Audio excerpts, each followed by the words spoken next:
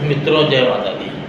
आज हम बात करेंगे जाति के बारे में। इस समय पूरे भारत में एक ही मसले पर विवाद चल रहा है, वो केवल और केवल जाति पर।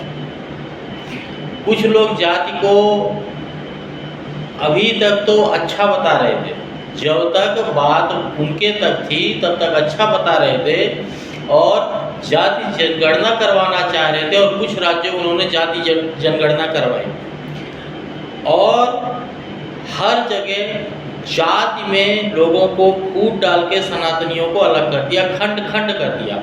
लेकिन जब बात आई उनके लिए, जब हमारा समय आया और किसी ने उनकी जाति पूछ ली और जात पूछने के बाद उनको बुरा लग गया। मैं बात कर रहा हूँ राहुल गांधी की। राहुल गांधी किस खानदान से है, कहाँ से पैदा हुए, कहाँ उनकी क्या जात है, क्या पात है, किसी को नहीं पता। लेकिन उस आदमी से अगर किसी ने उसकी जात पूछ ली तो उसको भड़क गए।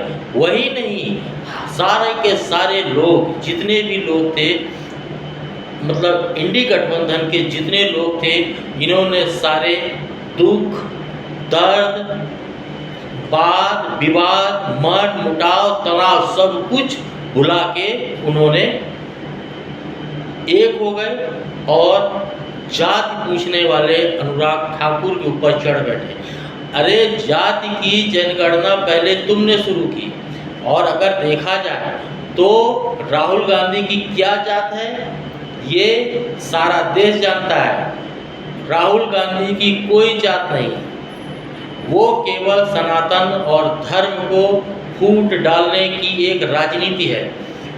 आपने अभी तक कहीं भी आपने नेहरू खानदान नहीं सुना, गांधी सुना, नेहरू खानदान नहीं सुना। एक प्रचलित कहानी है, कहानी ये है कि गयासुद्दीन के वंशज पहले भागे कश्मीर से उसके वंशज पंडित बन के प्रयागराज में आकर बसे। प्रयागराज में आके बसने के बाद नहर के किनारे उन्होंने अपना घर बनाया। ये सर्वविदित है, पुराने सभी लोग जानते हैं, सबको मालूम है। नहर के किनारे उनका घर होने की वजह से जब उन लोग कुछ पुराने हो गए तो लोग किसी भी प्रोग्राम में अगर उसको बुलाना है तो लोग नहर वाला पंडित बोलते थे, क्योंकि कश्मीर से आने के बाद गयासुद्दीन की औलादें पंडित बन चुकी थी। उसके बाद उसको नहर वाले पंडित के नाम से संबोधित किया जाने लगा।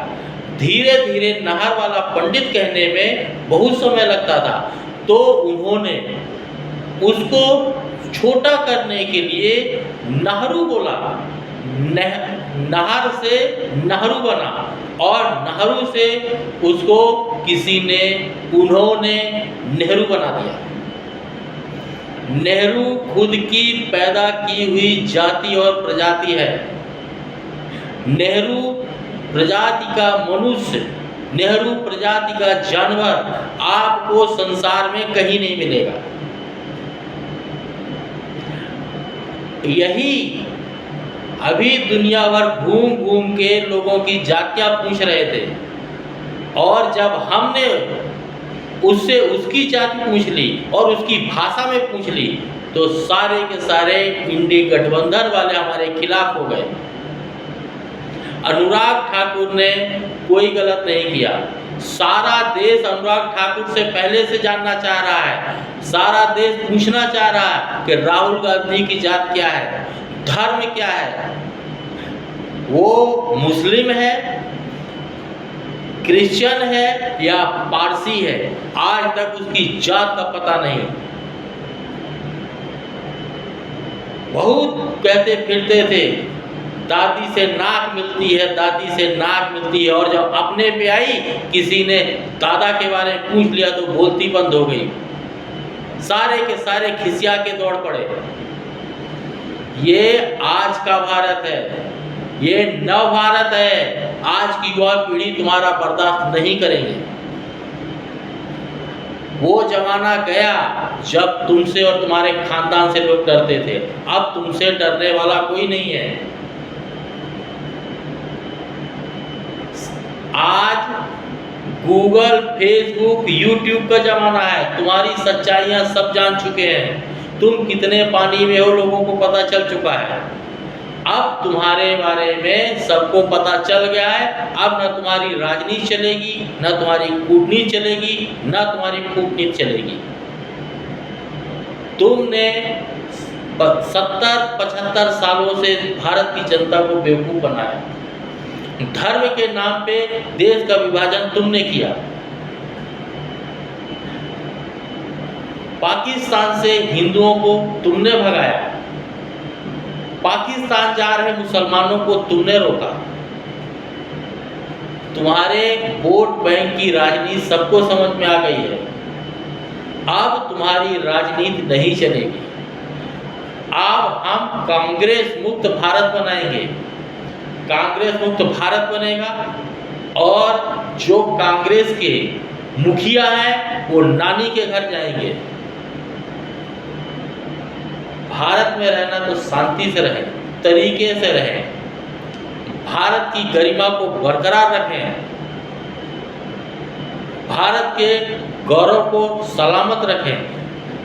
विदेशों में जाके खिल्लियाँ उड़ाना, देश के दुश्मनों के साथ बैठ के हाथ मिलाना, उनसे समझौता करना, उनके साथ राजनीति करना, उनके साथ कूटनीति करना, उनके साथ मिलके भारत का षड्यंत्र अब भारत की जनता बर्दाश्त नहीं करेगी।